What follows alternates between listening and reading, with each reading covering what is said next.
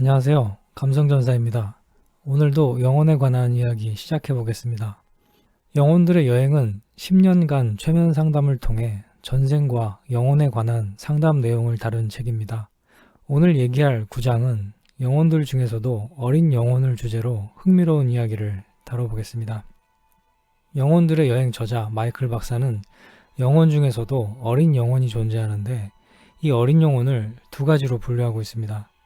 하나는 영혼의 세계로 갓 태어난 어린 영혼이고 다른 하나는 지구에서 많은 환생을 거듭했지만 아직은 미숙한 상태의 영혼이 있다고 합니다. 실제로 상담자 중에는 지구에 무려 3만 년 동안이나 환생을 계속하면서 수련을 거듭했지만 지금도 낮은 단계의 의식에 머물고 있는 영혼들이 많다고 합니다. 또 다른 상담자의 경우 850년 동안 많은 환생을 거듭해 수련했지만 부러움이라는 감정을 다스릴 수가 없었다고 했으며 또 다른 상담자의 영혼은 1700년 동안 환생을 거듭하면서 인간을 지배하는 권력을 갖고자 했으나 오랜 인생을 통해 배우게 된 것은 자비였다고 합니다. 우리 영혼들은 같은 레벨의 집단이 교류한다고 합니다. 어떤 경우 인생에서 꼭 만나야 할 수밖에 없는 존재는 때때로 나의 남편이나 아들과 딸로 환생하는 경우가 있습니다. 영혼의 성장에 필요한 도움을 서로 주고받는 존재로서 말입니다. 그리고 영혼들은 지구에서의 가장 소중한 경험은 사람과의 사랑 외에도 자연과의 교감도 매우 큰 역할을 한다고 말합니다. 어린 영혼의 예로 어느 67세 되는 여자 상담자의 경우를 들어보겠습니다. 그녀는 다른 사람들에게 친절하지 않고 본인의 실수에도 책임을 지지 않는 사람이었습니다. 그녀의 경우를 보면 이러한 어린 영혼들은 몇 번의 인생을 무척 혼돈스럽고 무의미한 상태로 인생을 살았다는 것을 알 수 있습니다. 도와주고 격려하는 조화로움이 없는 그녀의 경우 지구의 교과 과정을 적응하지 못했습니다. 이렇듯 미숙한 영혼들은 인간 세상의 지배적인 현상에 이끌려가는 경향이 있으며 인간 사회의 경제적 조직은 많은 사람들을 상하 계급에 종속하게 만들기도 합니다. 이러한 미숙한 어린 영혼이 거기서 벗어나고 있다는 명확한 증거가 있는데 그 시점은 일반적으로 지구로 5번의 환생을 끝낼 무렵이라고 판단된다고 합니다.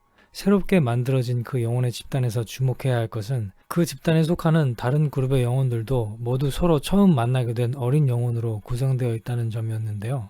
영혼의 치료는 동료 간의 진정한 만남에 의해 이루어지며 그러한 상호 간의 믿음이나 수많은 시간을 통해 발전을 도모하고자 하는 의욕에 의해 만들어진다고 합니다.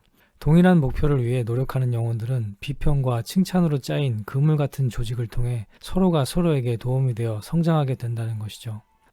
한 내담자가 전생 체험에서 영혼 그룹의 친구들을 만나 이야기했습니다. 나는 옷에 대한 허영에 빠져 있었고 암스테르담에서는 멋쟁이 화가로 알려져 있었죠. 나는 그 역할을 즐겼고 연기도 잘 해냈어요. 생이 끝나지 않기를 바랬어요. 하지만 나는 그 생이 끝나고 영혼 그룹의 친구들과 어울려 인생이 얼마나 바보스러운 것인가 이야기합니다. 지구의 생활이 얼마나 극적인지 인생을 너무나 신중하게 생각하는 친구들의 어리석음을 우리는 이야기했습니다. 지구는 하나의 커다란 연극 무대에 지나지 않아요. 우리 모두가 알고 있지 않습니까? 이렇듯 어린 집단의 영혼들은 연기에서 서로의 배움을 주고받으며 성장해 나갑니다. 5 영혼 중 한 영혼은 한 생에서 뱃사람이었는데 실수로 바다에 빠져 죽을 뻔한 사람을 허리에 노끈을 묶고 바닷속으로 뛰어들어가 목숨을 걸고 그 선원을 살렸던 기억을 말합니다. 그는 그렇게 어린 영혼에서 성장하는 영혼으로 발전해가는 것이죠. 영혼들은 자기들이 속한 영혼 그룹에 각별한 애착을 가지며 서로 배움을 주고받고 인간의 가족 형태와 비슷한 점을 지니고 있습니다. 전생 상담을 통해 마이클 박사는 영혼의 성격이 환생했을 때 인간의 성격이라고 합니다. 하지만 분명한 것은 새로 인간으로 태어날 때 잘 해보려는 꿋꿋한 의지와 바램, 노력 같은 것을 가지고 환생한다는 것입니다. 영혼에게 상처로 남는 일은 내가 누구에게 상처를 주는 일입니다. 그런 일이 있었으면 영계 그룹의 친구들도 모두 나의 잘못을 알게 되며 그렇게 인간이 되어 삶을 통해 배우는 것이죠. 인생을 마친 후 영혼은 같은 그룹의 친구들과 의논해서 다음 인생에서 고치도록 계획을 세웁니다. 이렇듯 우리 영혼들은 마음의 상처로 자신을 잃기도 하고 본인의 부족한 능력 때문에 좌절감을 느끼기도 합니다. 발전시키기 위해 주어진 능력을 발휘하지 못하는 데 대한 후회가 생기기 때문인데요. 중요한 것은 이렇듯 같은 집단에 속하는 영혼들은 지구의 시간으로 따지면 헤아릴 수도 없는 수많은 시간을 함께하게 되며 기나긴 시간을 통해 서로와 집단을 잘 알게 되고 또 책임감을 느끼게 되는 것이죠.